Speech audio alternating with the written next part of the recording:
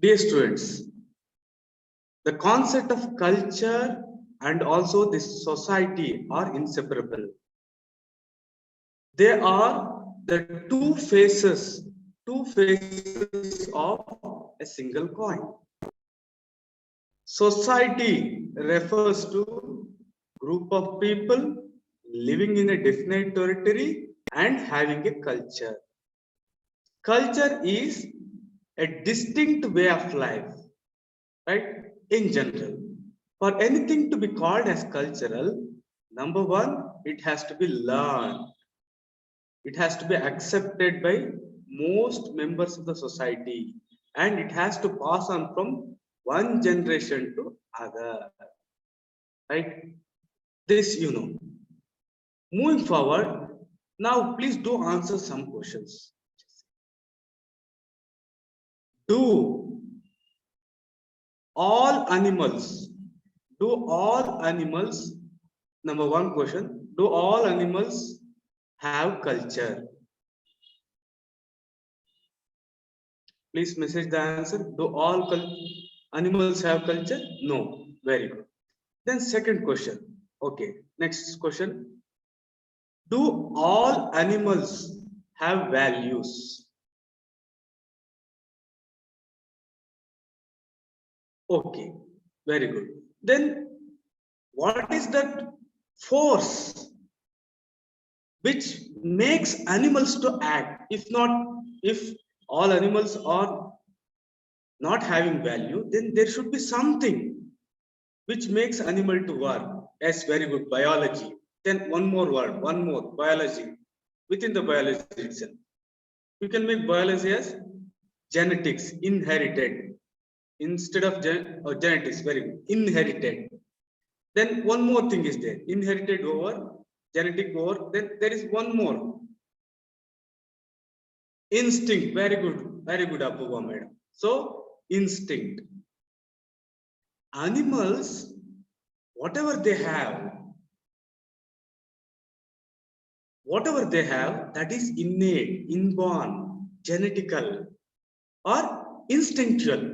Say, for example, if they eat, like if they see food, they'll eat. Similarly, child. When a child is hungry, she cries. This is not because of any value. This is instinctual. Right? Then next question. Third question. Do all societies have culture? Do all societies have culture? Yes, yes, okay, great. Okay. Fourth question. Do all animals live in society? No. No. Somebody say is some animal. Okay. Yes. Good. So not all animals, some animals live in society, right? So we can make them as those which live in society and no society, right? Then again, among the animals which live in society, there are some animals which have culture. Others don't have culture. No culture. Right? See, there are some animals which live in society, and most animals they don't live in society. Among those which live in society, some have culture. And culture is unique to humans. Why culture is unique to humans?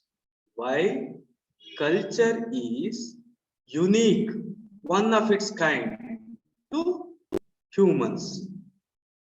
Communication, sophisticated language, very good, very precise word. Humans use language, very good. So what is the nature of language which we use? What is the nature of language which we use? Not symbol, symbolic. Yes, symbols, but more refined symbolic language. Right? Great. So here you have to understand one important thing, students. What is that is many animals do learn. Many animals do learn some things.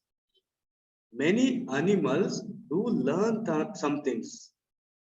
And many animals do pass on these things to next generation. But they lack sophisticated language like ours, which is symbolic. Since humans have this capability, since humans have this sophisticated language, they are able to pass on. They are able to pass on the information from one generation to another. Animals, say for example, like how to remove the termites from the termite hole. A monkey learns, but it is not that accurately passed on from one generation to another. Say, think of the situation.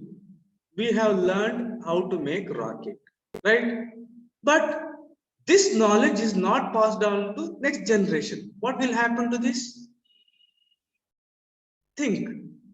Similarly, in human life, what has happened is this small addition. We learn small things. Say, for example, we learned fire, how to use fire.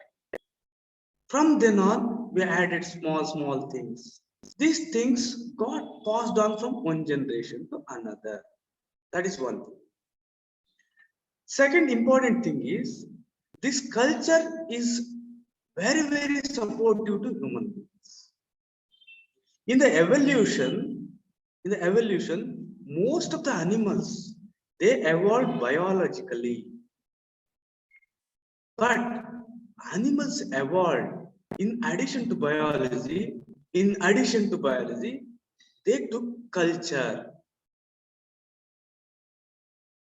So, in the evolution of any animal, generally you will be having biological only. But in the evolution of man, we have got two dimensions. One is biological, the other is cultural also. Right? Any doubt with respect to these things which I have explained now? Language is symbolic. Good evening, Sidhu. Okay. Right? Any doubt? No doubt. Great. Thank you. Okay. See, like the thing is, see, if I say like this, things will be very clear. But I have to tell more things. Are you getting me? I have to tell more things. You have to internalize more things. So even if you have some confusion, let me give what all I have. Not like let me give what all I have. Let me give what is important and what is needed. Because it needs time. Could you give example for society with no culture? Meghna, this is wrong. Meghna ji, society, okay, society with no culture. Yes, okay, good. Sorry, I read wrong, but your question is very pertinent and it's correct. Society without culture. Say, for example, our ants. Meghna ji, don't you think ants are living in society? Don't you think yes, but they don't have culture. Say, for example, group of chimpanzees. Don't you think chimpanzees are living in a society? Yes or no? But they don't have culture. Right? Clear? Okay. Let us move forward. So, who will get first rank? Dear students, you can get it. We will help you. You have to believe in yourself and in us. See, all first rankers, great. See, I tried a lot, but I couldn't. My students, they have been getting. I hope and I wish that you will get first rank. The thing is, you have to enjoy preparation.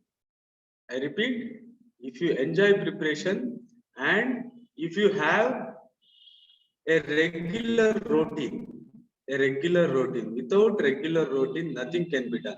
If you have got a regular routine, miracles will happen. If you don't have routine, very difficult. So, like, point in context, I'll tell us very important thing, not a story. Very important, please internalize. I was studying in R.C. Reddy Institution.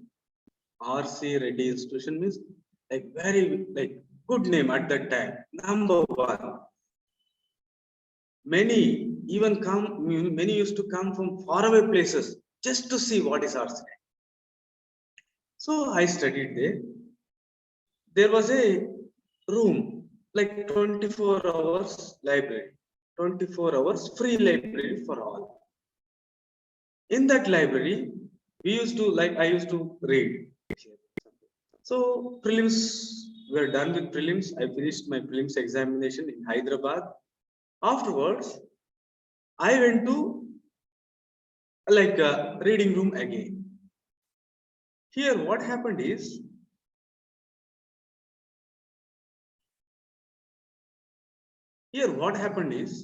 there was a new person. So somehow he was like, I was not aware of him. Like after some few days, somehow we became good friends. This person who came, he was very new. By that time, I have written mains already. I have given prelims also. But as it proceeded, this gentleman who was there, who was studying beside me, he got, if I'm not wrong, 24th rank. 24th rank. His name was Krishna Mohan. After he got rank, I asked him one question. Okay, Krishna Mohan, like his timetable was, he used to come to library at 8 a.m. and he used to go home at 8 p.m. Okay, you got rank. Though I was your senior, like all these things I didn't get. Like, what is your secret? This time, what you are doing, I know. What you will be doing this 12 hours. And one conspicuous feature about this person was he was absent on every Sunday. So he told, no, Raghu, I won't be reading anything after this 8. After I go home, I won't be reading anything. And also, I won't be reading anything before I come here. But this gentleman never missed this timetable. Monday to, not Friday, Saturday. 8 to 8 was his time. He told, like, I swear, I have not read even a single word here. The maximum I do is, before I go to sleep, I'll keep all the books which I think of reading tomorrow in my bag and I sleep. That is the only thing I do. Then I asked him, okay, like I believe, because after this 8 p.m. we were doing a lot of circus, like eating, trying to read, something like that. Afterwards, getting up early in the morning, many things like that. Okay, then what about this Sunday? He told, no, on Sundays, no reading.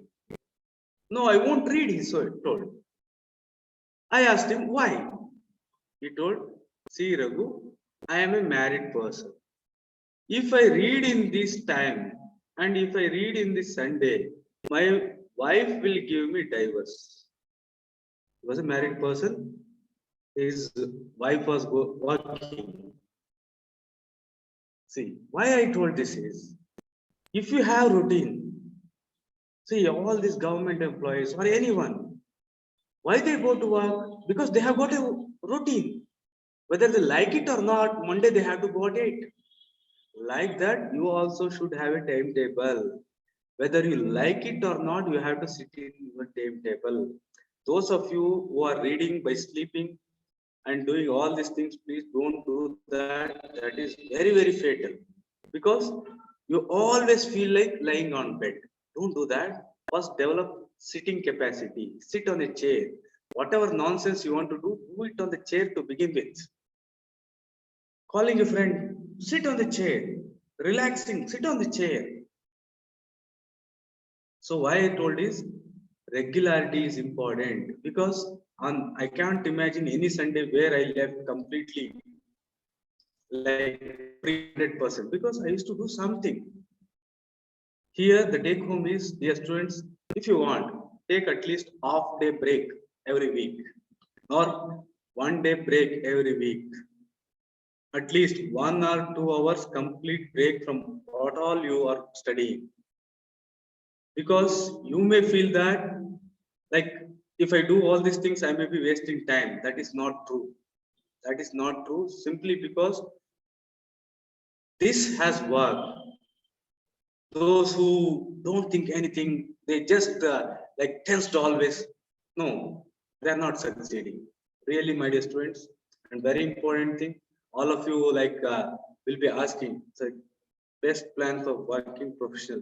Definitely, Krishna Naik, I'll give. Let me take some time. I'll definitely give. So this is the thing. Consistency is the king here. As I told, syllabus is vast. That is the only thing, right? Move forward with the things. This is me, and these mandate states, all you are aware of. It's already okay. So integrated approach you have to make. Dear students, very, very important. UPSC itself, see this, nobody has internalized. Like everybody says, mains exam is for a well-educated person, but nobody says what is a well-educated person mean. I have taken this from UPSC itself. According to UPSC, overall intellectual traits, how you can analyze, interrelate, and the depth of understanding, not vastness, what they are looking into. This is the meaning of well-educated. You take anything, your thought, reason, action, everything should be based on logic, based on some cause and effect, not illogical things. Right? So we are still here. Ethics and human interface. We are trying to understand ethics completely.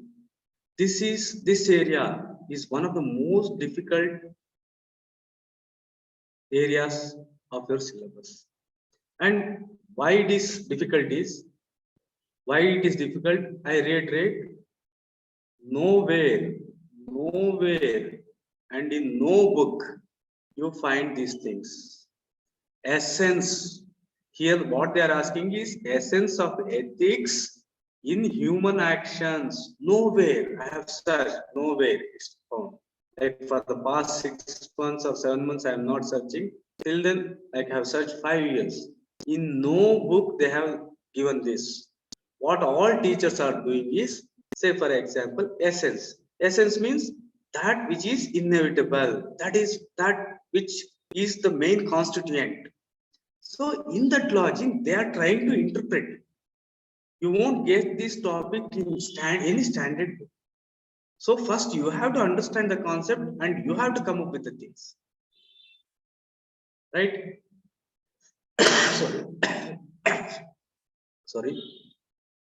In first chapter, you have got 3 concepts: human actions, human values, and inculcation of values. All these topics you have to go through. Then what is ethics? Here, one important aspect is most of the students are confusing ethics with these things. But these are not ethics. The basis for these things is ethics. And this act has sources of ethical guidance. Right? Okay, this we have discussed. What is ethics? These 3 concepts should be clear. I have explained you the source of ethical sense. So you know these concepts. Please go through this thing. Ethnocentrism, very, very important. See here, I am like interconnecting everything. See, you also should connect. See, I have connected values. I have connected values to ethics. Ethics is equal to morals. When they are followed on a consistent basis, it gives integrity. When your integrity is proved, then it is known as your probity. When your values or ethics or morals are attached to an object, it becomes an attitude. See here, we have almost interconnected everything. Like that, you also should interconnect the things. You can interconnect only when the concepts are clear. So ethnocentrism is the act of judging other cultures based on the norms and values present in its own culture. We have discussed this. Cultural relativism, we have discussed. In the name of cultural relativism, we cannot accept untouchability or any social evil. Along with cultural relativism, we also should have respect, and also we have to care and implement what are known as core values. Core values are those values which are common to all societies, all cultures, all races, and which are true in all times. Honesty is a core value. Non-stealing is a core value. Rational means based on logic, based on reason, based on analysis. Human rights, please note down here. Yesterday we missed two important words. Human rights are the rights which all humans have. Human rights are the rights which all humans have just because they are born as humans, comma, these are equal. These are equal and inalienable. Inalienable means these are not separatable. These are equal means human rights are equal to everyone. And inalienable means they cannot be separated from humans. If you have born, you have got human rights. Say, I may be a terrorist, but I have got human rights. Why? Because these are inalienable. I may be a terrorist, I may be a criminal, I may be a good person, I may be a bad person. Right? Two words are equal and inalienable. Okay.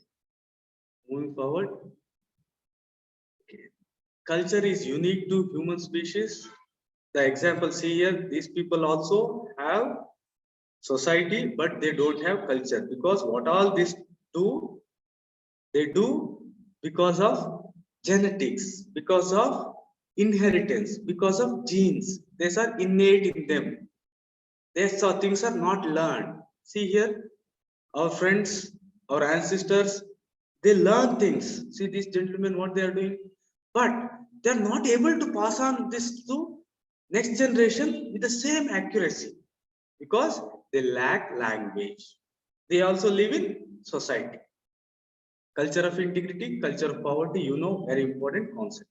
Concept of society, people, territory, and they should have a culture. Apart from this, permanent, independent, integrated group. And recruited by reproduction, they have got common language. Right? Here, very important, society is always made of people, and the way they live, behave is culture. Society is not a culture. Is this concept clear? Society is not a culture, but it has a culture.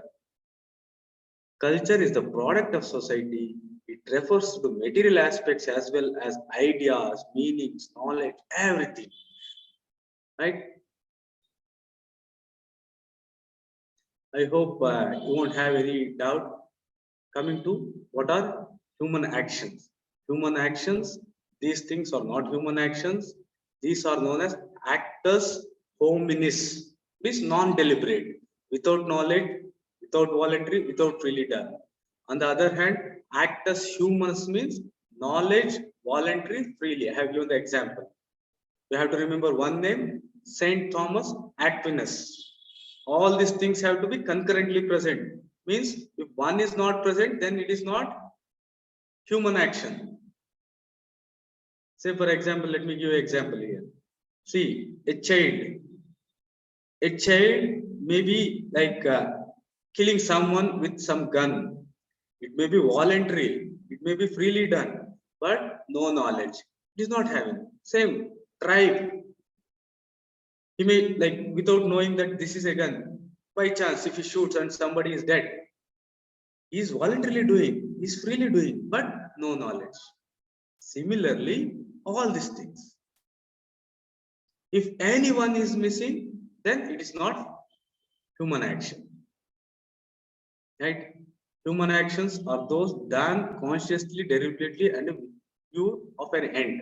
Actions of humans. Right? So all these questions, I hope you have gone through. Please go through. These are very difficult questions. See, once again, I reiterate, the syllabus, the topics in the syllabus are easy, but the questions are very difficult. You have to read them and again, at least to get like what they are asking. That is the reason. Please go through these things. Now, here the most important thing is to understand what is the essence of ethics in human action, determinants, consequences, dimensions. You should understand the meaning of ethics properly. The one definition which I have given, the standard one, you have to follow that. Sorry, my voice. Okay. Am I audible and visible now? And how is my voice now?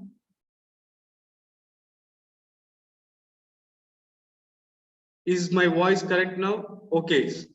Okay. Okay. I think I just went like far away from my laptop. Great. Okay. Okay. Thank you. Ethics is set of standards or principles. You are aware of. Then my question is, what is the supreme ethical standard? What is the basis? Where to locate ethics? Let me just give you a simple idea with respect to these things.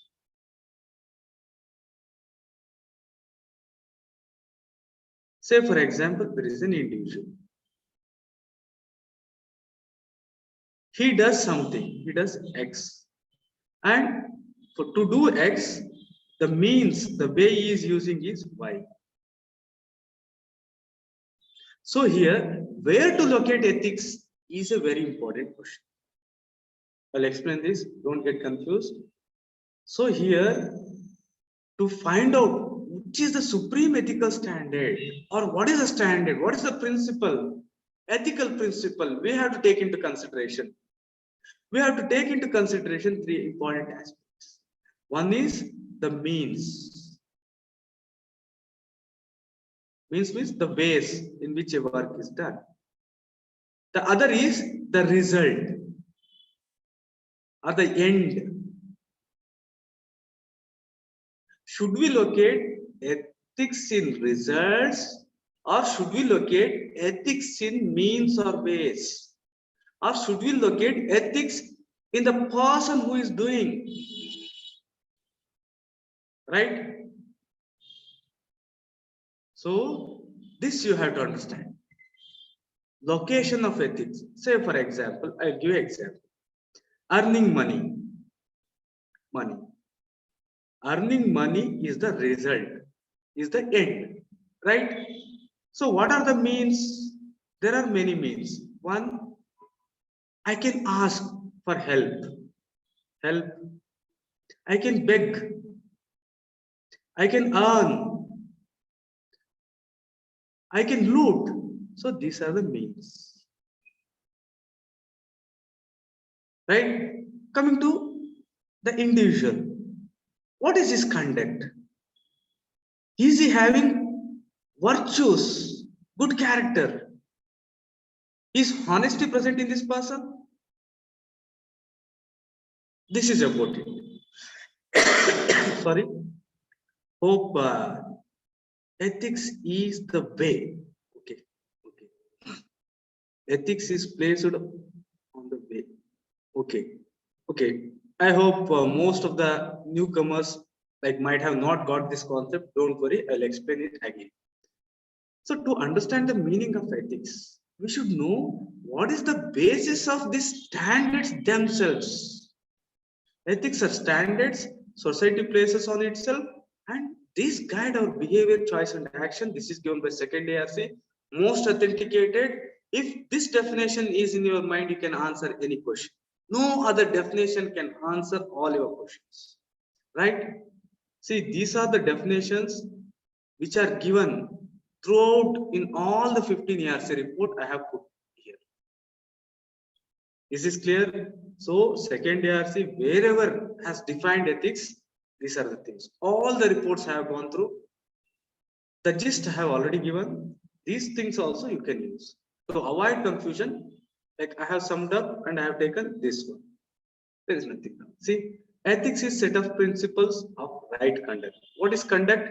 Conduct, the manner in which a person behaves, especially in a particular place and situation. Right? Ethics has been defined as a set of values and principles. See here once again, many might confuse. See, ethics and values, like how can be this? How can be this? I have already told, values is a bigger one.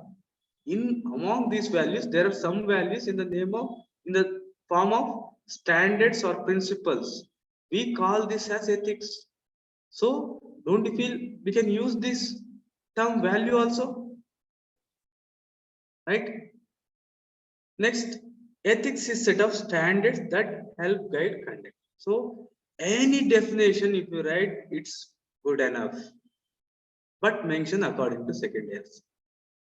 Nowhere you can't find even a single word extra about ethics than in definitions. With respect to definitions. Throughout the ARC report. So then what is the supreme ethical standard? The previous slide, please go through that. That is important. What is the supreme ethical standard? Here, the answer to this question is, where are you locating ethics? What does this exactly mean? Are you locating ethics in means? Or are you locating ethics in the consequences?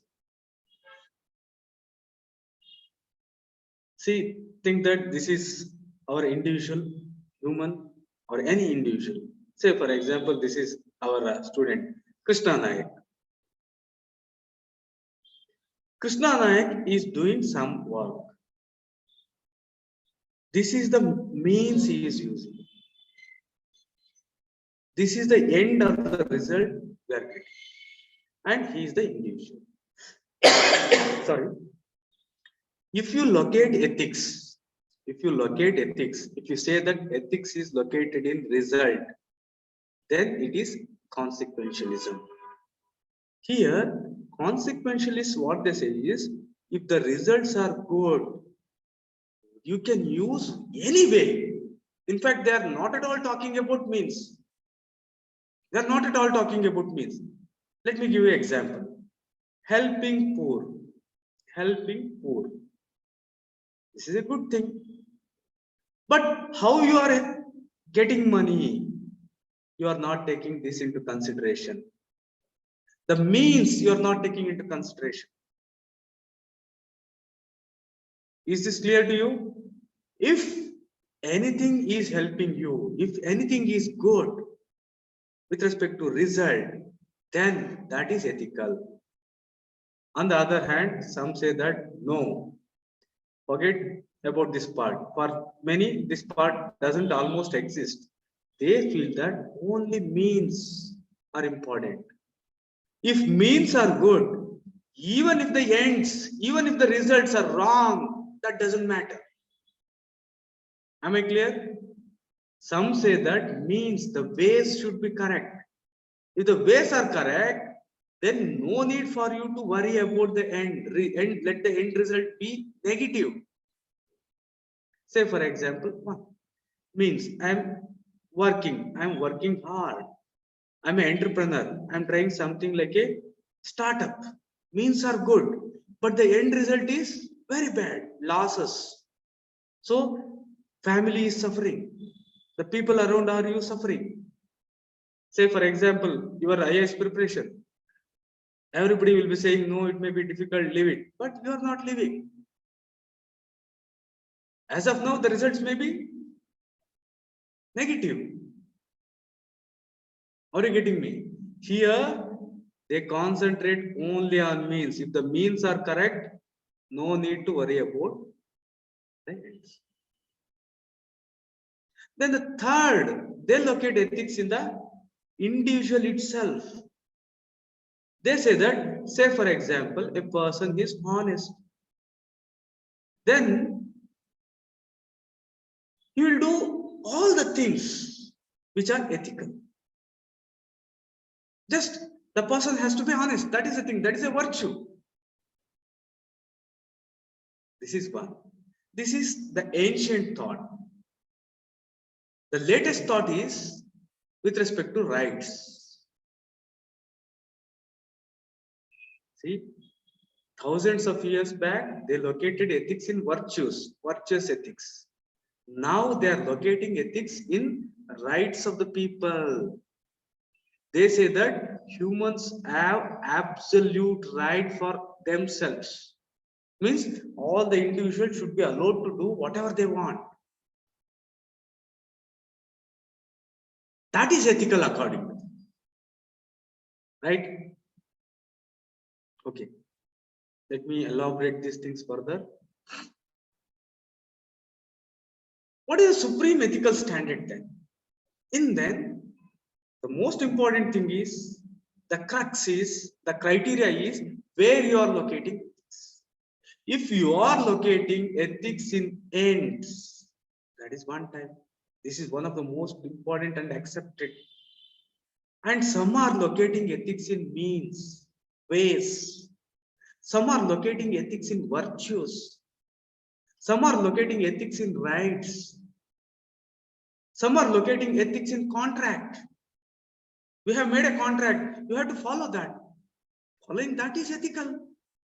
Whether that is means, ends, virtues, rights, it doesn't matter. Here in all these things, one important thing is, one viewpoint or one standpoint is almost silent, or it never takes into consideration other things.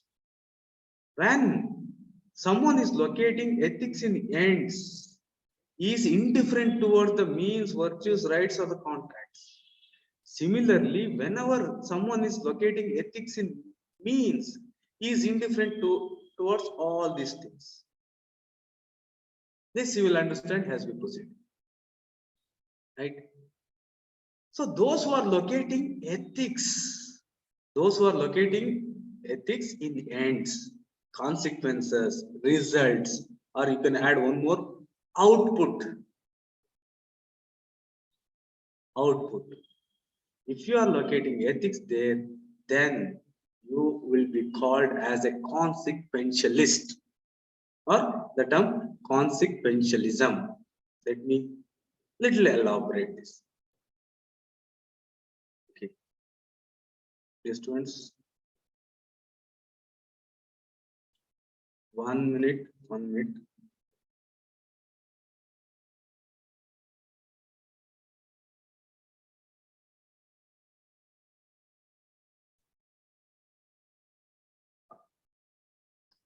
It's very simple. See, consequences. So, consequentialism. You are doing something. There should be some consequence. There should be something known as result, or there should be something known as a goal. There should be something known as an end or output. If you are locating ethics there, that is consequentialism. Moving forward, the true representative of consequentialism is utilitarianism. Utilitarianism is given by Jeremy Bentham. We'll explain this. According to Bentham, the supreme ethical standard is maximizing happiness. Very important. Just remember happiness. Utilitarianism, according to utilitarianism, anything which maximizes happiness is ethical. That should be the supreme ethical standard. Here, they are not talking about individual happiness. They are not talking about optimum happiness. Not optimum happiness, maximum happiness. Optimum happiness is wrong, Suman. What they are looking? They are looking at maximum happiness. So here, one important thing, they are looking happiness at the societal level, not the individual level. What does this mean? Say, for example, this is a society. Here, we have got, think, like 1,000 people. Hypothetically, we will take 10 people. See, here we have got 10 people in the society. 1, 2, 3, 4. There is some work, X. This X is producing different level of happiness to different people. Say, for example, this work X is producing, say, for example, 20 units of happiness. For 2, it's producing 30. For others, say, for example, 90. For some, it will be producing 1. There is another work, Y. This is producing different amount of happiness. Say, for example, it is producing 30 to 1, 20 units to 2, so on.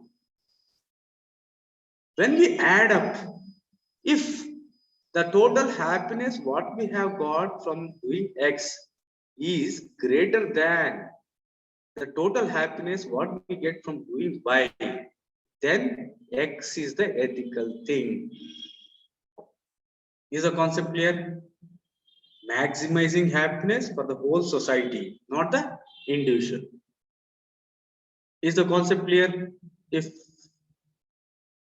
repeat once, okay, I'll repeat. Okay, please give due attention here.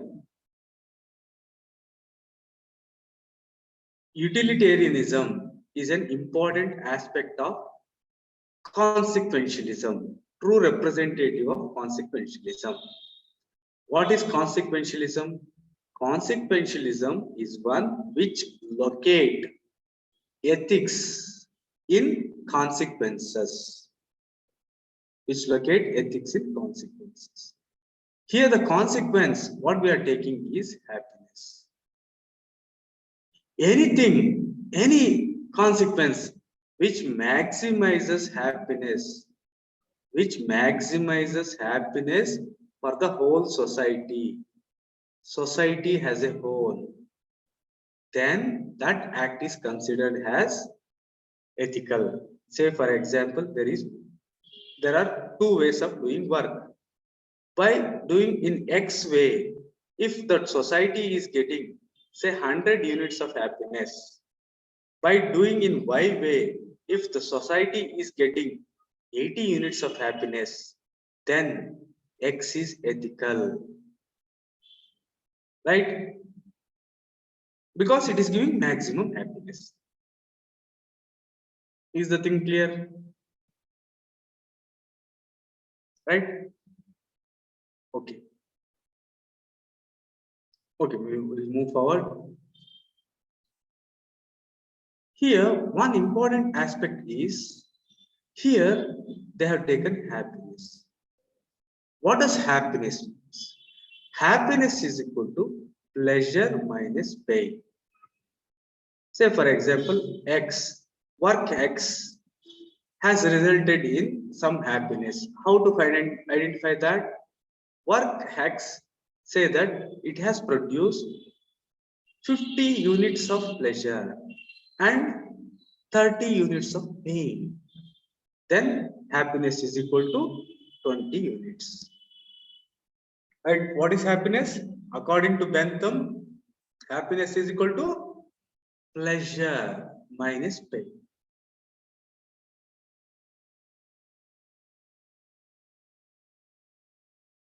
Okay. Why utility? Are you getting me? See, we have just defined the happiness Now, why? Now the question is, here, right thing to do is equal to whatever that maximizes utility. Here the utility is happiness. Now, why you are taking this utility? Why utility? The answer is whatever produces pleasure or happiness and whatever prevents pain or suffering. So, utility is that which produces pleasure and prevents pain. Let me elaborate this by answering why maximizing pleasure is a supreme ethical standard. Is the question. If you answer that, the previous question is answered. Why maximizing happiness is the supreme ethical standard according to Bentham. Bentham says that pain and pleasure are our sovereign masters. Pain and pleasure govern us in everything we do. Pain and pleasure determine what we ought to do. For this reason, we have to take happiness. So here, what Bentham is saying, we have taken happiness as the criteria. We are locating it there. Or utility as the one. Why we have taken?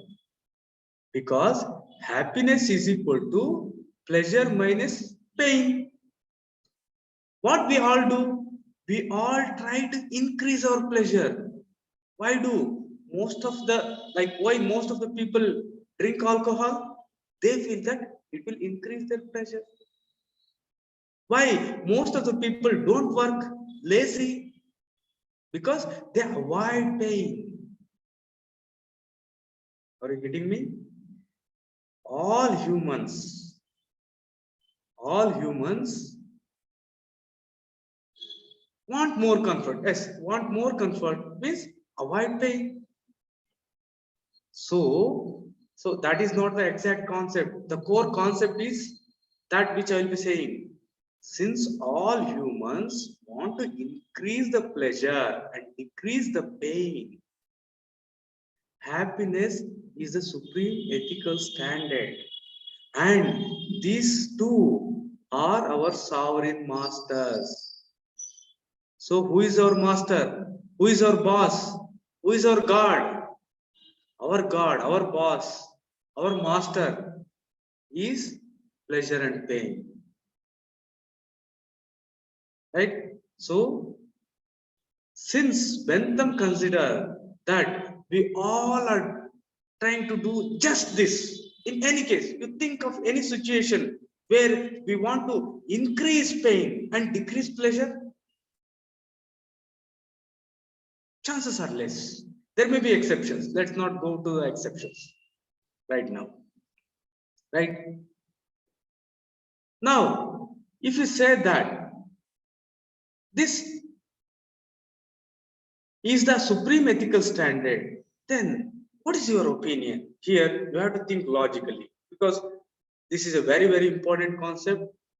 See here, whether to locate ethics in means or in end is the $1,000,000 question in ethics. Everything revolves around this. Whether to locate in means or the ends. We are now discussing on these ends here. Right? In ancient Rome, when Christianity was not the religion of the land, they used to throw Christians into the lions in the Colosseum. Colosseum means like something like stadium. If you would have seen movies like Gladiator, that is a thing. For amusement of the crowd. According to Bentham, this is ethical. Because, say for example, in the Colosseum, think that there are 1,000 people. Only few Romans are thrown to lion. So this is our lion. So they are thrown to lion. Only few people. Here, the pain and suffering of these two people, think that there are 3 people, 3 Christians are thrown. Think that their pain is some 100 each. Means 300. This is the pain of the whole society. Then look up this excitement, ecstasy, joy of 1,000 people seeing. Even if an individual gets 1 unit of pleasure, then they will be having 300 units of pleasure. So according to Bentham, happiness is equal to pleasure minus pain. Pain here is 30, 300. So 700 units extra will be there. Do you think this is ethical? If yes, why? If no, why? Throwing Christians to Colosseum for amusement of 1 lakh people. 1 lakh. Why? See, same logic here. Same thing. The other day I gave the example of this runaway rally. 6 people were standing. You are not like ready to move the van. There was only 1 person you are ready to move. The same principle here. Let 1 suffer, let 6 enjoy. According to them, it's ethical. According to them, it's ethical. Okay, according to you, it's not ethical, then why? Okay, let me make this point clear. You have to think here. See, this is the thing which is required in a well-educated person, not just going through these lines. These lines will be available to you. You have to think. Now, just think this example.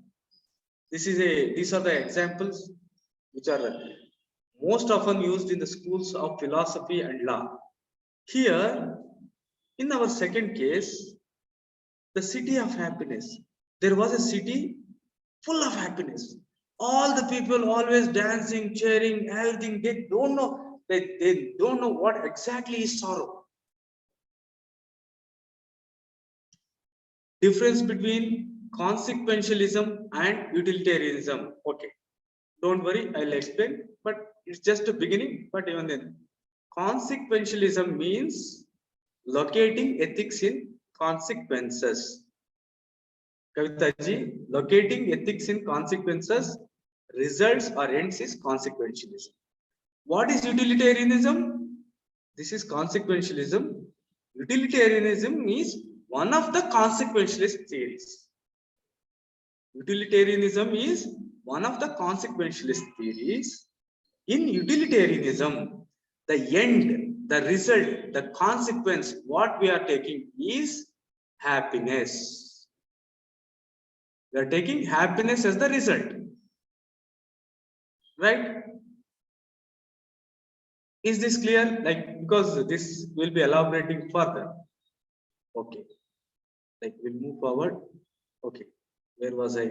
Okay. Oh, okay. City of happiness, right? So think that this is the city. Think this is Bangalore. In Bangalore, all the people are very, very happy. Nobody knows what is sorrow. All are happy. All are joying, dancing everywhere, every time. But in Bangalore, in Chandra layout, there is small room. In this small room, a child is locked. In this small room, a small child is locked. It is believed and it is proved that if this child comes outside this room, locked room, the happiness of the whole village, whole city, whole Bangalore vanishes. Say in Bangalore, we think that 1 crore population. Do you think this is ethical? Please go ahead, think it over. No, killing people just for the sake of joy is not ethical. Okay, great. Next. Now, my next question for second one. No, why? See here, please understand. You are think that you are the king. Think that you are some ex-person. What will you do? Yes, he has right. They are using right. Okay, think. Larger context. See, you guys only told right. See, 6 people are standing here, 1 individual. Let him die. 6 will be saved.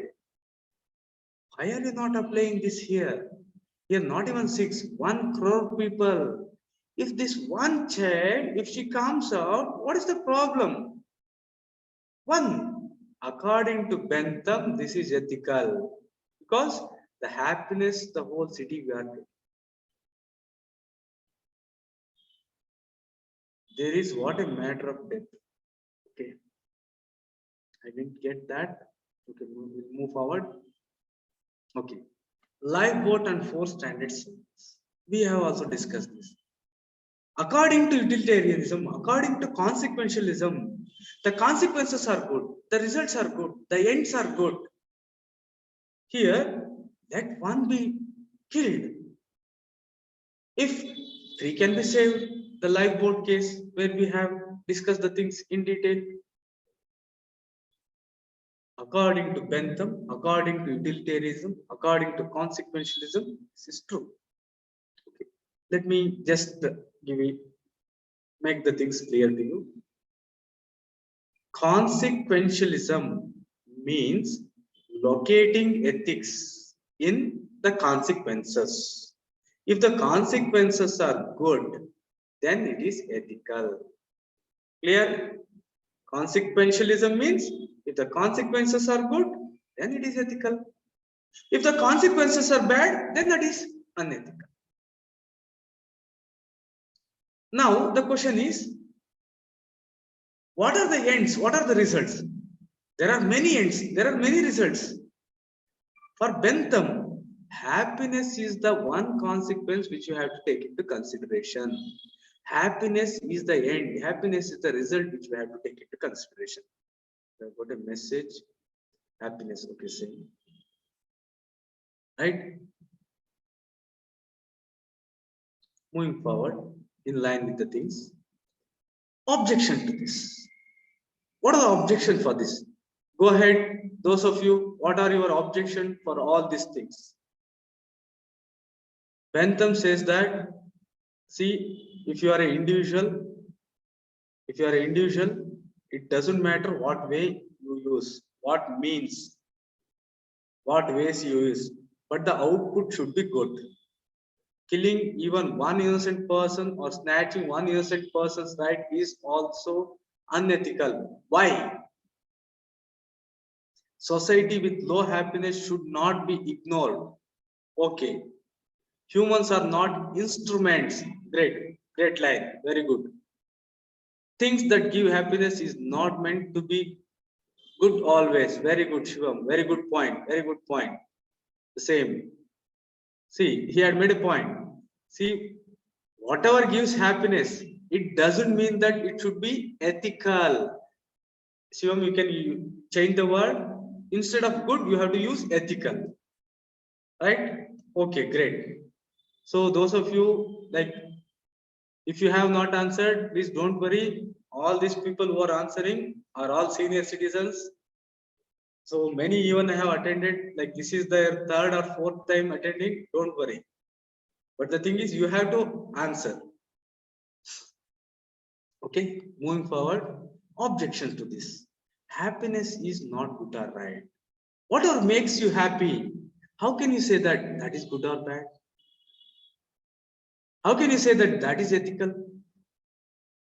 Happiness is subjective. How can you take something very subjective as the main criteria? Pain and pleasure are not our sovereign master. Here they say that when you are heeding to the pain and pleasure, in fact, you are acting as a slave. You are acting as a slave to these things. Say, for example, I felt very hungry. I felt like I was starving. I ate some food.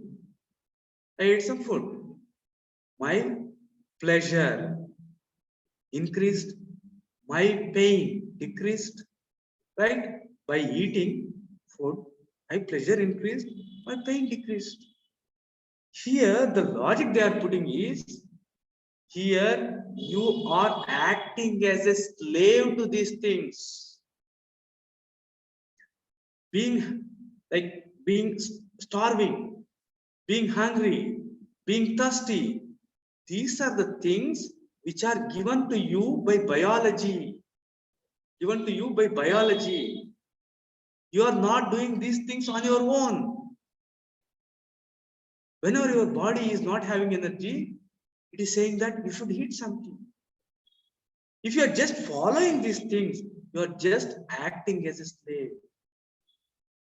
Let me give another example. I think that will be like more appealing to you. Say, for example, like we all are youths. You may be having a lot of temptations. You may be having a lot of temptations. So there are many ways. If you are heeding to these temptations, and if you think that you are getting a lot of pleasure and the pain is decreasing and you are very, very happy, and this should be taken as a criteria for ethics, then wrong.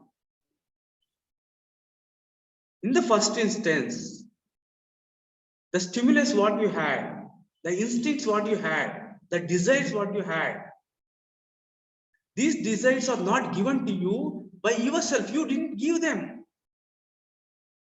You are just acting as a slave to those things. That is the meaning. Like I will elaborate this when we take up deontology, don't worry. Right? Then people are used as means, not as ends. What does this mean? Let me make the concept of means and ends clear to you. Means means these are instruments. Instruments. Why we use an instrument? Say for example, fan. Is fan a means or an end? Type M or E. Is fan a means or an end? Means, right? Means. Why it is not an end? Why it is not an end? Because we are using this instrument to get something, the pleasant breeze. Say for example, this pen. Do you think this is an end? No, it is a means. Similarly, in our previous example, say for example, in the Colosseum, Christians were thrown to lion. For the happiness of the crowd, you are using people. You are using people as the means. These people should never be used as means. Because peoples are end in themselves. Right? So humanity is end in itself. When you are using someone as a mean, you are not only putting that individual, you are putting the whole humanity as a mean. Same when you are using like small child, she is locked in the room. You are using this humanity as a means for your happiness, means for any of the ends. So what are the drawbacks of utilitarianism or consequentialism? The main drawbacks is number one, happiness criteria. Number two, the pleasure and pain criteria. Number one, using people as means. That is the wrong. So all these things are objected. Then the question is, okay, you said all these things are good. Then what is the supreme ethical standard? Then according to this group of people, supreme ethical standard is one which treats people as an end.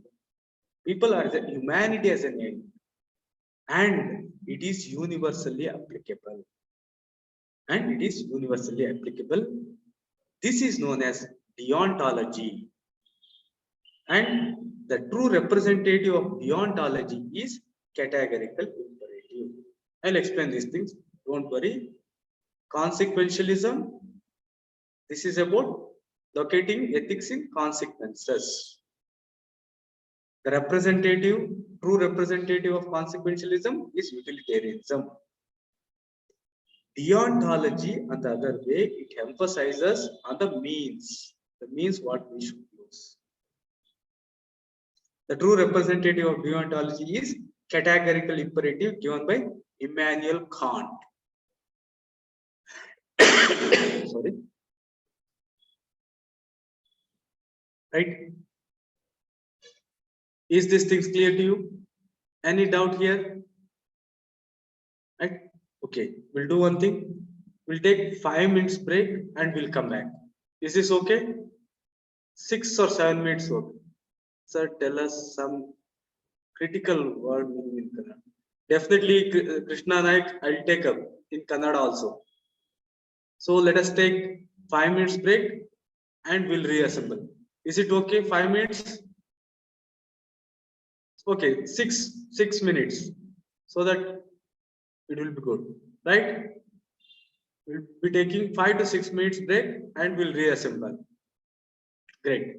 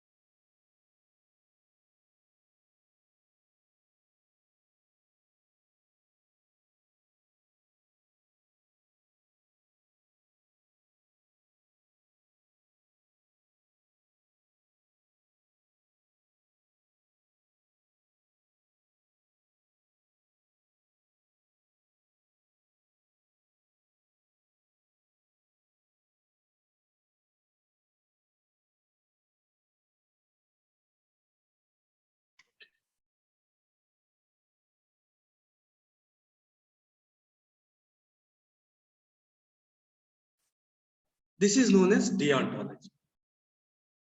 Deon means duty. Deon means duty.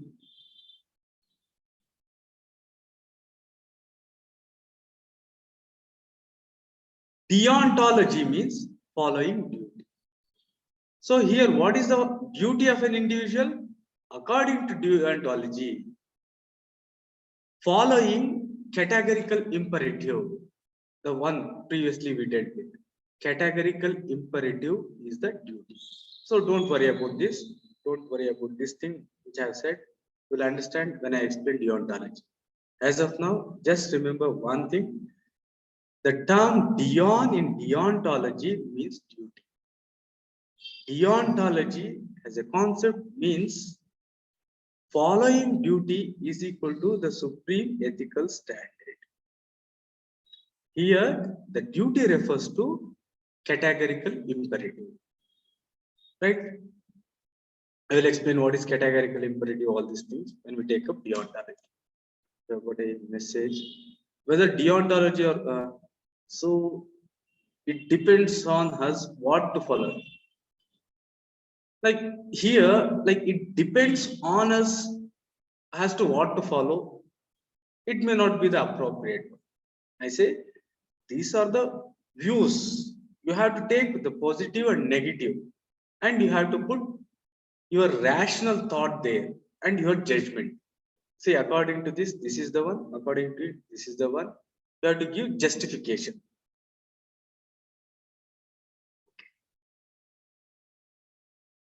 Libertarianism, very important. The whole modern day concepts, modern day laws are based on this. Let me just give a brief of what is libertarianism. According to libertarians, all humans should be given maximum liberty. Number one, according to libertarianism, all individuals, all humans should be given maximum liberty. Why? Then you may ask the question, why? Why they have to be given maximum liberty? According to libertarianism, we own ourselves. We own ourselves. We own ourselves.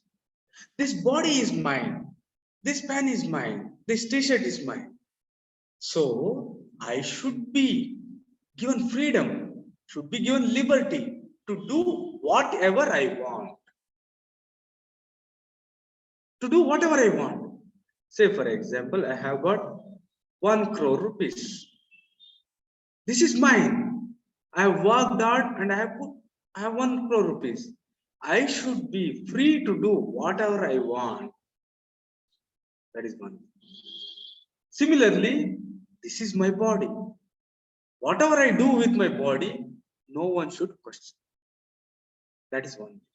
Here, libertarians are very, very logical also in their thought. What they say is that all should have maximum liberty, but one's liberty should be restricted. One's liberty should be restricted only when this liberty is coming in the way of others' liberty. So, say for example, Raghu's liberty should be full. His liberty can be curtailed, can be reduced only when his liberty is coming in the way of others' liberty. Let me give you an example which I always give. I should be given liberty to move my hands the way I want, because this hand is mine. But the only restriction is your liberty of moving hands should not hit someone or should not come in the way of others' liberty. If it is not coming in the way, you should be allowed to do whatever you want. Let me give you an example for this. Say, for example, in many Western countries, they have legalized they have legalized many narcotic drugs. Many narcotic drugs. Say, for example, what do you mean by legalizing here? Say, for example, cigarette. The way you buy cigarette, you will go to a shop, you buy a cigarette.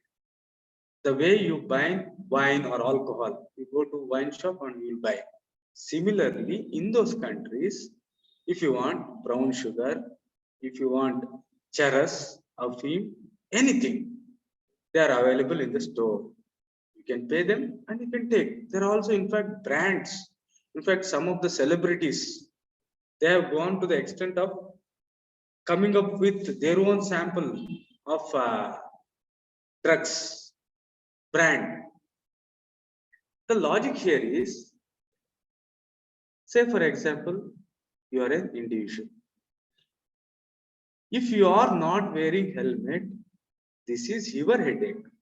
You should be left. Nobody should say that this is your head, inside your head there is brain, this is very, very important, so you have to wear helmet. Next day, the same person may come and say, head somehow can be managed, legs are very, very important, and also they are very near to ground.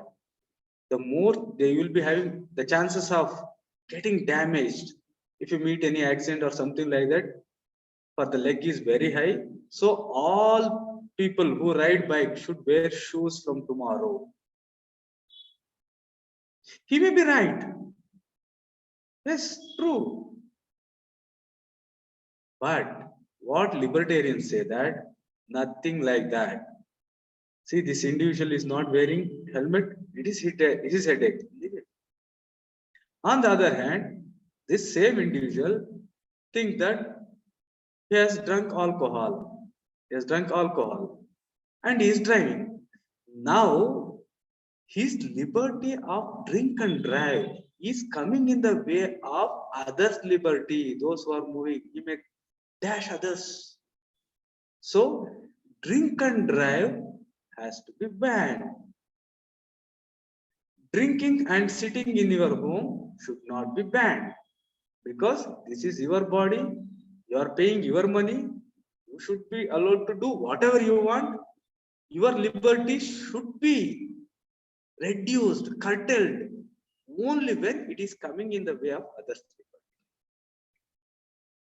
In the same logic, they are also using one more thing, that is with respect to prostitution. So they say that this is my body, I should be allowed to do whatever I want. Say for example, a person is teaching, he is also giving a service. I am also giving a service. A manual worker, he is also working. Here also, he is using all his muscles, everything. Don't attach morality to whatever I do. If it is not coming in the way of others' liberty. So what they have made? They have made licensing. So prostitution is legalized. All people who wish to be there, they have to take a license, and there will be periodic health checkups so that some diseases are not communicated. So this is the concept. So libertarians say that all individuals should be allowed to do whatever they want. The only thing which restrict their liberty should be the liberty of others, if it is coming in their way. Right? Is the concept clear? Libertarianism. I'll explain this like in a systematic way now. Okay. Libertarianism. According to libertarianism, fundamental right to liberty is the one thing which we can call as ethical. We all have the fundamental right to liberty. Then the next question may be, why this fundamental right to liberty is a supreme ethical standard? Or why should we have the fundamental right to liberty? Liberty here you take freedom. That's it. Don't worry. They can be used synonymously. So in any question, if you get liberty, don't get confused. It's a very, very dense word. Just use freedom. You won't be wrong. Take it from me. Right? Why fundamental right to liberty? The answer is sorry, we own ourselves. Since we own ourselves, this body is mine. This everything what I possess is mine. We should have the fundamental right of freedom. The central claim of libertarianism is that each of us have the fundamental right to liberty, the right to do whatever we want with respect to ourselves, our body. Say, for example, this is my hand, cut it and give it. This is mine. You cannot say anything. This is my life. If I want to commit suicide, just I should be allowed to do whatever I want. And also, they say that this liberty should be given only provided we respect the other people's right to do the same. Very important word, right to do the same. See here, fundamental right to liberty. The same thing, if they are allowed to do, then you should be. Not that you should be the only person having that liberty.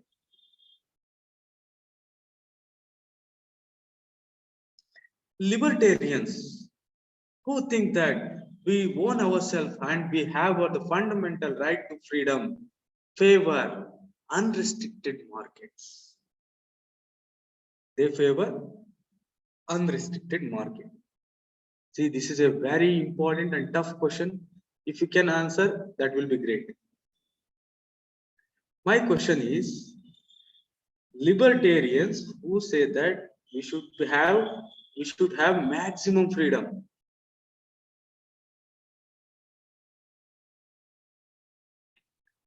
Libertarians say that we should have maximum freedom. They support markets. Why? The reason is not in the name of economic efficiency. What is market? Market is a place where goods and services are sold.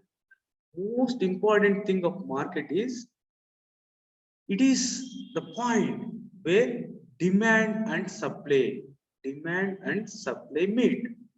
So what is the principle of market? If there is demand, there will be supply. If there is supply, there will be demand. Right? So if this is not the reason, what is the reason? Why libertarians favor unrestricted market? Means they favor market. Why? If that is not for economy. Think it over. 1 second.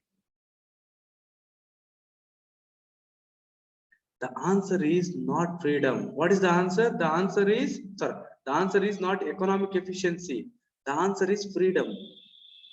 Why? Because in market you can get whatever you want.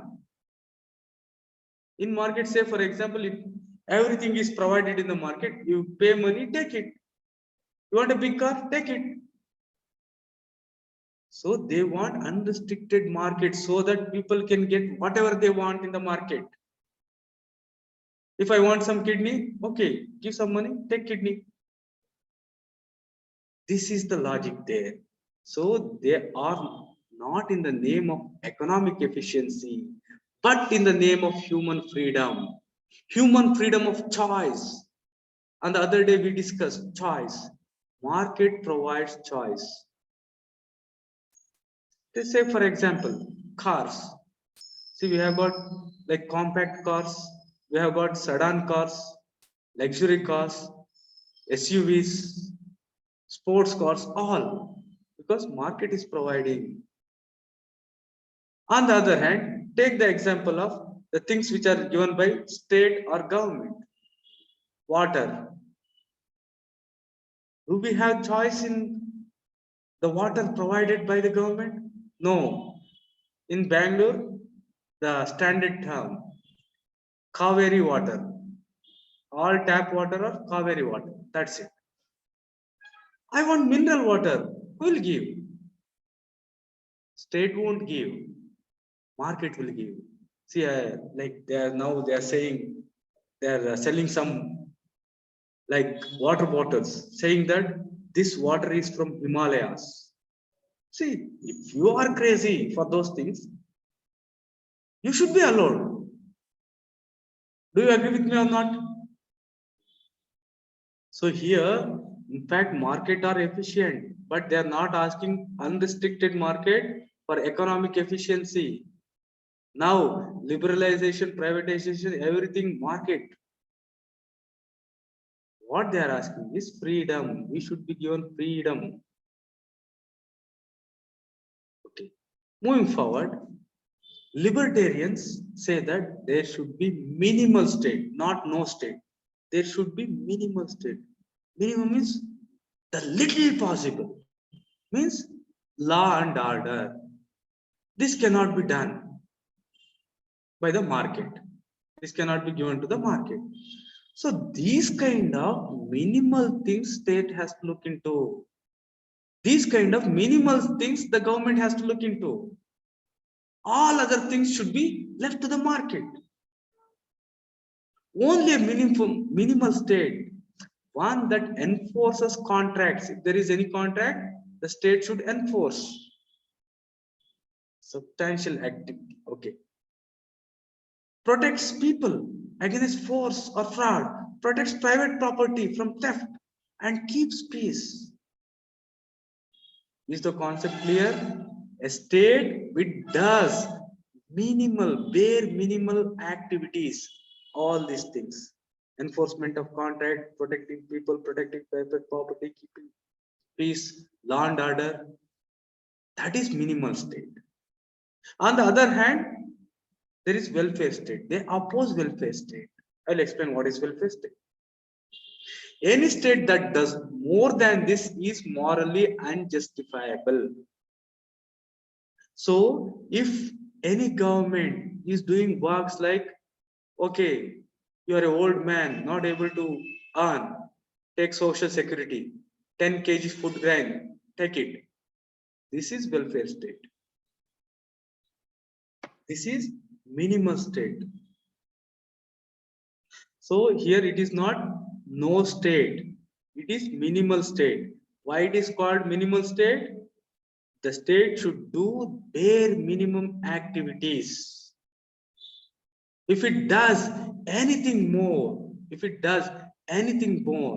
then it will be unethical, according to libertarians. Moving forward, the concept of welfare state, please internalize here. This concept will come every time. So you internalize now itself. What is welfare state? Welfare state refers to a type of governing in which the government plays a key role in the protection and promotion of economic and social well-being of the citizens. Just two words, if state is promoting economic and social well-being of the citizens, then it is known as welfare state. Right? So please explain the second point in the previous slide once. Okay, second point. Only 1 minute. Please don't mind. Okay, I'll go to the previous slide. Second point. Okay, minimal state. See here, libertarians, they want more freedom. So they want unrestricted market. Second point is minimal state. Or just don't confuse here, minimal government. Why minimal government? If government is more, government is everywhere, it comes in the way of freedom. If government is everywhere, say for example, one day one say don't smoke, another say don't drink tap water. If they go on restricting, your freedom decreases. So what libertarians wish is there should be minimal state, means state which does minimal activities, bare minimum activities. These are bare minimum activities. Okay, great. Sorry. Okay, Coming to welfare state. State which enforces, we can't take minimal restrictions. State which does minimum, bare minimum functions. It's correct, it's correct. But little refining. Great. The same. Okay. In welfare state, what is welfare state? What are the two words? State is taking care of economic and also social well-being. This is clear. So refers to governing in which government plays a key role in protection and promoting economic and social well-being. Economic, how economic well-being? Pension, or if someone is like unemployment, if someone is unemployed, giving money, economic well-being. Second, if someone is having more money, so taxing them. If someone is getting more than 10 lakhs per annum, 30% tax. So government is directly involved. Social well-being means with respect to society. If there are customs like caste system, parda system, burqa system, if there are any social evils in the name of superstitious beliefs, state should remove all these things. That is the meaning. Right?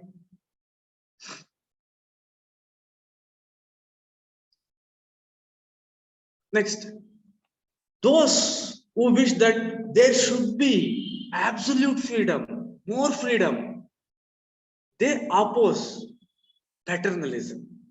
They oppose paternalism. They say that no moral legislation. They say that no redistribution of income or wealth. Let me explain these things in one word. No paternalism. You just take this as parents. So what parents do for their child? What parents do for their child? Generally, they restrict their freedom. They restrict their freedom. Isn't it? Do you agree with me or not? Parents restrict small children's freedom. Yes or no? Why? Why? Why they restrict? They restrict in the good of the child. In the good of the child. Right? Agreed? What they say is that we don't want this parentalism from state. Government को ये parentalism करने का जरूरत नहीं है. Don't act as our parent. Don't punish us, saying that this is for your own good. If I am not wearing helmet, I know the things. Don't tell me these kind of things. In your own good, we are saying that. In your own good, we are doing that. No, we don't want those things. No parentalism. Second thing is no moral legislation. Legislation we just take as law. Law should not govern the morality. Means what is ethics and what is unethical, that law should not define. Let me give you an example. I'll explain these things. Say for example, prostitution. There is nothing wrong from any other aspect. Prostitution is banned on moral ground, on ethical ground. On ethical ground. Prostitution, all these things are present from the time immemorial. Even our Raja, Maharajas, and even many gurus or even teachers, all they had these kind of things. Even our gods had. So here the thing is, don't tell me what is right and what is wrong. State should not tell what is right and what is wrong. And no redistribution of income. Say for example, there are two people. One think that one is having only 1 rupee income, another is having 1 crore income. Don't redistribute this 1 crore to these people. They say that why they are objecting for this is, say for example, I am earning, say for example, I am earning 1000 rupees, right? I am earning 1000 rupees. Means for 4 months, for more 4 months, I'll be earning 1/4 of this is equal to 250 rupees, right? For 4 months of work, I'll be getting 250 rupees. Means this is nearly 25%. All the people who get more than 10 lakh or something like that, if the tax is 30%, if the tax is 30%, you are taking my labor. You are taking my 4 months labor. This 4 months labor, I am not able to enjoy the fruits of this 4 months labor. This you are snatching from me in the name of redistribution. In the name of redistribution. Don't do that. Why they are against redistribution? This is against the individual freedom. How it is against the individual freedom? Say for example, if you are taxing 25%, you are taking 25% of my labor. Means if I work for 1 year, I have been like a slave for 4 months because I cannot enjoy the fruits of my labor. That is the meaning. Moving forward, let me elaborate these things in a systematic way. Libertarians oppose and they say that there should not be any paternalism, no paternalism. What is that paternalism? Restricting others' freedom and responsibilities in their supposed interest. I give the example. Here, what's their thing is car seat belt, motorcycle helmet laws. Here, these are not coming in the way of others' liberty. So, this should not be allowed. This should not be subjected to law. And law shouldn't say that you have to wear seat belts. The state has no right to decide what risks they may take with their bodies and life. Next, no moral legislation. They oppose using coercive forces of law to promote notions of virtue. They oppose any law which try to promote the notions of virtues, good conduct, or to express the moral convictions of the majority. Example, prostitution, homosexuality. These are banned fairly on moral grounds. Say, for example, in India, we think that it is not moral, it is not ethical with respect to prostitution and till recently homosexuality. Till recently. Libertarians say that we should not do that. Prostitution may be morally objectionable to many people, but that does not justify laws that prevent consulting adults from engaging in it. So if you are doing with consensus, you should not be objected. Majority in some communities may disapprove homosexuality, but that does not justify laws that deprive gay men and lesbians of the right to choose their sexual partners for themselves. Dear students, the same question, if I would have asked like 15 years back, this is a true thing. All would have said, no, prostitution should be banned. All would have said, no, there should not be homosexual relations. Now, let me ask you one question. Coming to the crux, most happening thing. Do you oppose homosexual relations? What I'm asking is, do you oppose? I'm not like saying like other thing. Do you oppose? No, no. See the thought change. Really, this change, it has taken very, very drastically. In fact, values, they take long time. But with respect to these values, see here, see, that is the thing. It is not true. 10, 15 years back, they were seen as criminals. They were seen as criminals. You have given the answer no, then almost you have got the points right. I'll elaborate some other time, right? No redistribution of income or wealth. Oppose any law that requires some people to help others. Redistributive taxes are a form of coercion. Coercion. Even theft, kallatana, churai. So they are saying that taxation is theft, churai. The state has no more right to force affluent taxpayers to support social programs for poor than a benevolent thief has the right to steal money from a rich person and give it to the homeless. Coming to the point, do you feel this thing is correct? Means there is a benevolent thief. Benevolent thief, he is stealing money.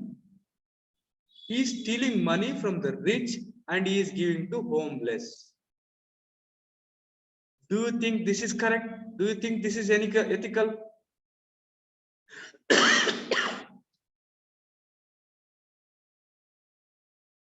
Benevolent means helpful, good.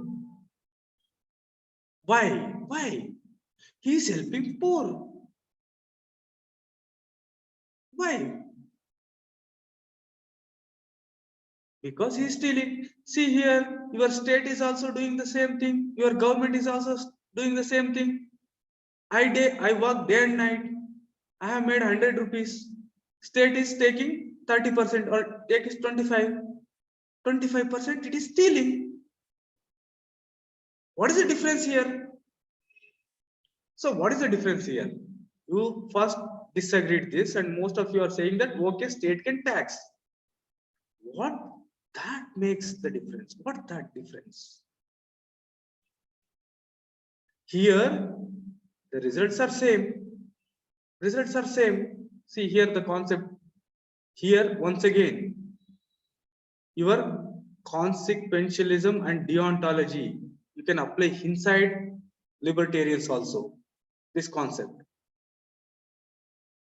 See, according to this, he is a benevolent thief. So the results are good. He is stealing from one rich person 1 crore and he is giving this 1 crore to 1 lakh people. Consequentialists, deontologists, they say that this means is not correct. We have got answer no or yes. Okay. So here, please understand the difference. Please give us answer. What do you think for the comparison of theft and government? See here, these are two entirely different concepts because government, what we have formed, this taxation, all these things, we have formed based on a social contract that I will explain later. Social contract where we have given some of our rights willingly. We have given some of our rights. In return, we are getting some rights back. We have given some rights to the government. This is the state. In return, we are getting something. On the other hand, with this thief, you are not having this relation. You are not having any contract with this thief. Right?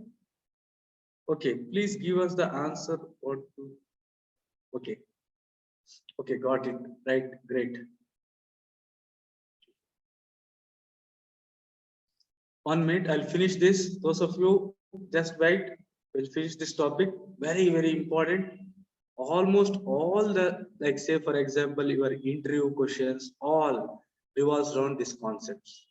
And all the social issues, all social issues to a greater extent need libertarian viewpoint. Because at the end of the day, freedom is a great virtue. Liberty is a great virtue. Definitely. Say, for example, you have got 1 crore, but you don't have liberty, you don't have choice, you don't have freedom. It is not worth. Freedom is the greatest virtue, right? So, with respect to libertarians, these gentlemen are very, very important. Friedrich,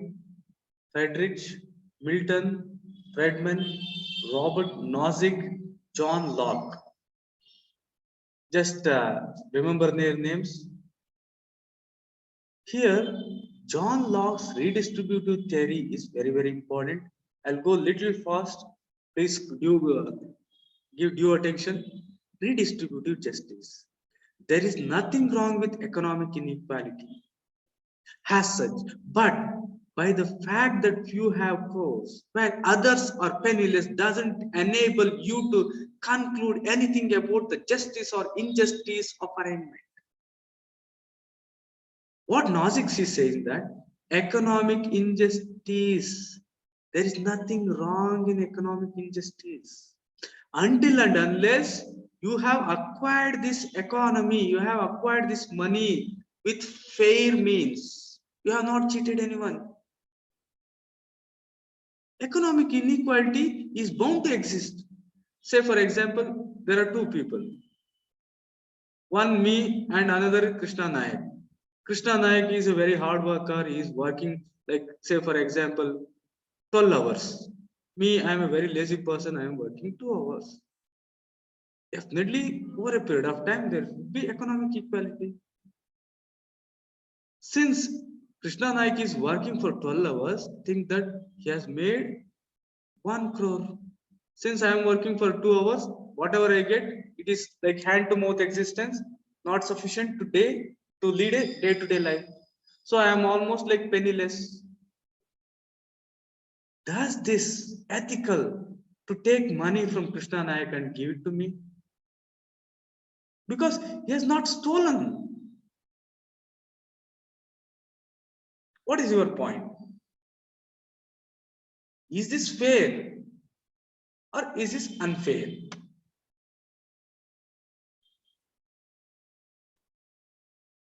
We got an answer. Unfair. Then, like, unfair. Okay.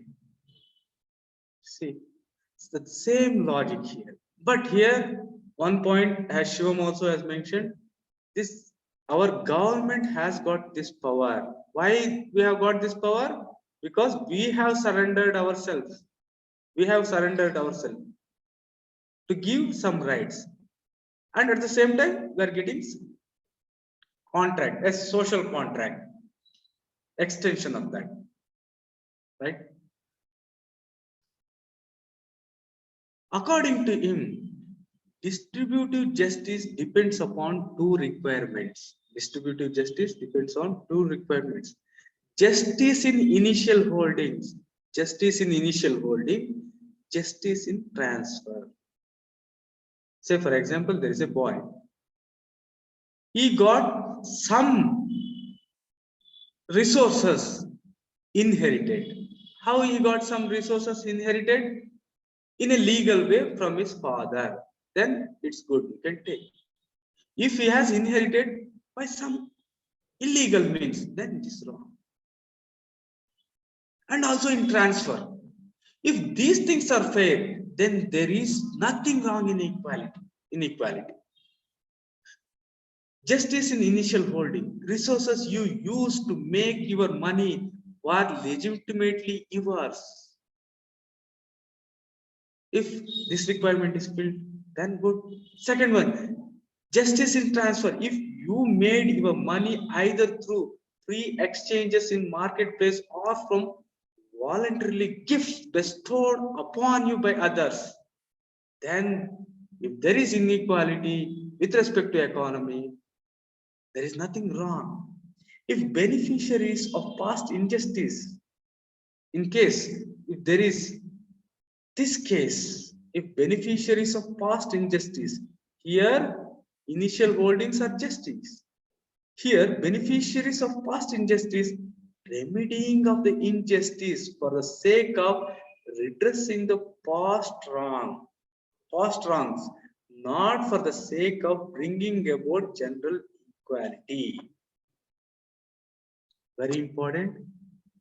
What Nazik is saying that if someone has acquired from unjust means, or if someone has suffered injustice, then as a remedy to this injustice, you can give some concession. You can redistribute. Are you getting me? He is saying you can redistribute money if there is injustice to see that this injustice won't be there, not to bring equality, right? You got one doubt? Got it. Okay. Shivam got it. Okay. Next. The same things here. I'll go a little fast. I have explained these things, but the words makes difference. See here, they say that taxation is equal to forced labor. Forced labor is equal to slavery. Why? Denying what you own.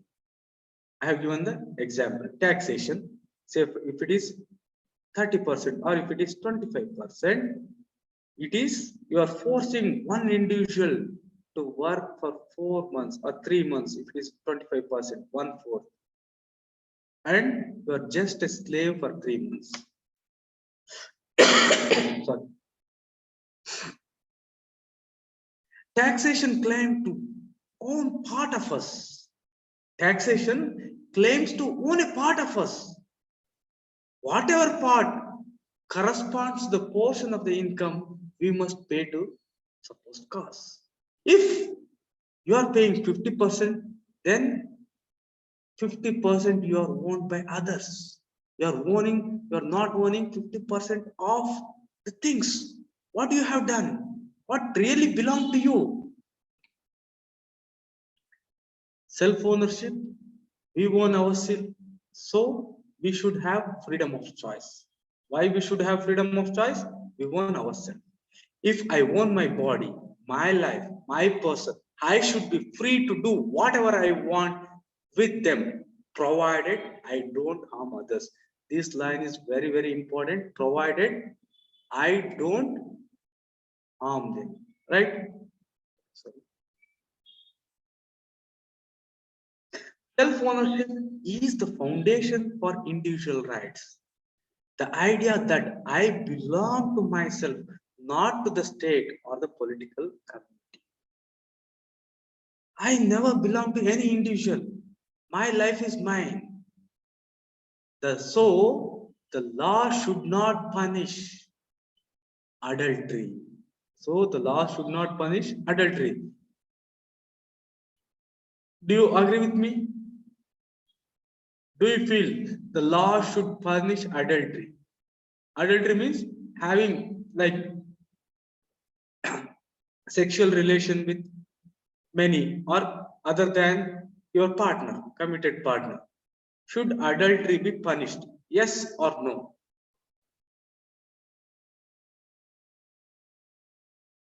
Okay. In dilemma? Okay. Next. Laws should punish prostitution. What is your view? Should punish or not? Yes or no? No, no. All are libertarians. You want full freedom, no restriction. Great. Homosexuality, as you said, no. Selling a kidney. Now, see here. Now the real thing. Now you have to think. This is what a well-educated person should do. Should state have restriction for selling kidney? The question is different now. The question now is, should the state have restriction for selling kidney? No. Then why we have got restriction for selling kidney in India? This is the true thing. See, these are the things which reverberate throughout.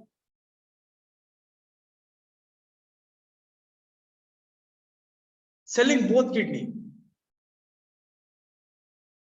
Illegal and legal ways both exist. I'm not asking that. Okay, freedom of choice. See here, I'll explain this. See, we all have two kidneys, right? So, if we lose one kidney, it's okay. We can manage with another. If we lose both kidneys, we will be dying. Should we be allowed to sell both of our kidneys? Like, let us come to this point. Who will say that people should be allowed to do, like, sell even both their kidneys? Yes, it will cause death, but it is on your own body. What is your answer? Yes or no? Should there be any law restricting selling of kidneys? It's not possible without harming. If you give two kidneys, gone.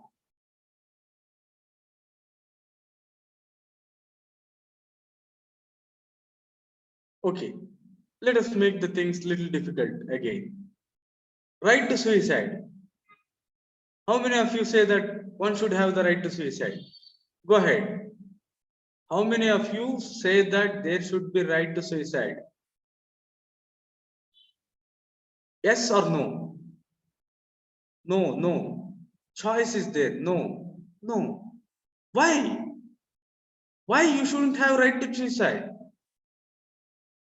Why? Okay. Like, let us take a few minutes here. Why one shouldn't have right to suicide? Anyone? Like, the mic is also open. Like, if anyone wish, you can speak. Why it violates one's right to life? One's own. But this is my life. It's my life. How can you say that this is your life? You should. We are humans. We cannot use ourselves as an instrument. Great. Okay.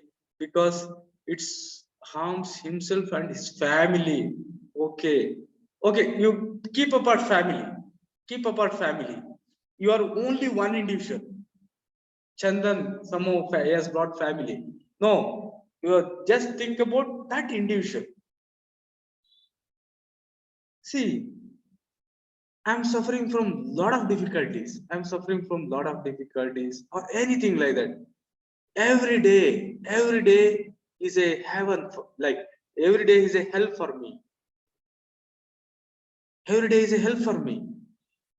I don't have food to eat. I have got like incurable diseases. I have got cancer. Nobody is helping. Wherever I go, I'm ashamed.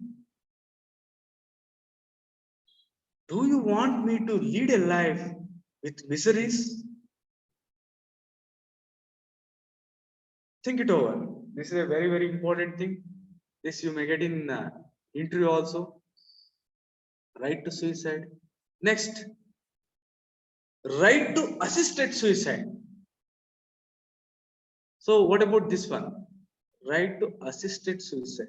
Say I want to commit suicide. You know, hello, all of you. It's not that easy. It's not that easy to commit suicide. Don't think. The chances of success in suicide is also very, very less. That won't come into light because that have failed. Don't think that that is easy. That it's not that easy. Say for example, I want to die. Suicide must not be legalized. Suicide is a disease in our country, India. Okay. He has made a disease. Great. Okay. So according to utilitarianism, can we take these things into utilitarianism? If we apply utilitarianism, what should be the criteria? If there is maximum happiness from prostitution, allow it. Maximum happiness from adultery, allow it. Maximum here, if maximum utility by suicide, let it be. That is utilitarian thought. Okay. Consensual cannibalism. These are true cases. I'll give the case studies also. In fact, this happened in Germany. In Germany, one individual, he gave an ad. See, I like to eat like human flesh. If anybody willing to come and give their flesh, you are most welcome. In fact, many responded, and one even gave all his consent. So this gentleman, he killed this person and he was keeping his body in refrigerator and he was eating daily. Here, it is consensus. There is no force, there is no coercion. Right? So this interrelation thought is not that which we call as a well-educated person. There will be imbalance in society. Great. Okay. So this is about libertarianism. Dear students, if you have got any doubt, please let me know. Any concept till now we have discussed. Okay, let me brief the thing here. Don't get confused. Here we are in search of supreme ethical standard. In this, if we locate ethics in consequences, in results, in outcomes, it is known as consequentialism. If the consequences are good, then it is ethical. In deontology, deon means duty. Sir, I am not able to log in the ISF last 3 days. Okay, not a problem. Like anything will solve. Not a problem, not an issue. So please concentrate here. Consequentialism means locating ethics in consequences. So what are these consequences? These are the consequences of some work. Right? So the other names will be results. Other names will be goals. Other names will be outcomes. If the outcomes are good, then it is ethical. On the other hand, deontology means following duty. Following ways, means. Libertarianism means freedom. Here, very important thing is your liberty, your freedom should be restricted only when your liberty is coming in the way of others' liberty. Otherwise, they should be given full liberty. Right? This is it. Right? Tomorrow's class will also be very, very important. We'll go in line with these things. Right? If you have got any doubt with respect to the concepts we have discussed, please let me know.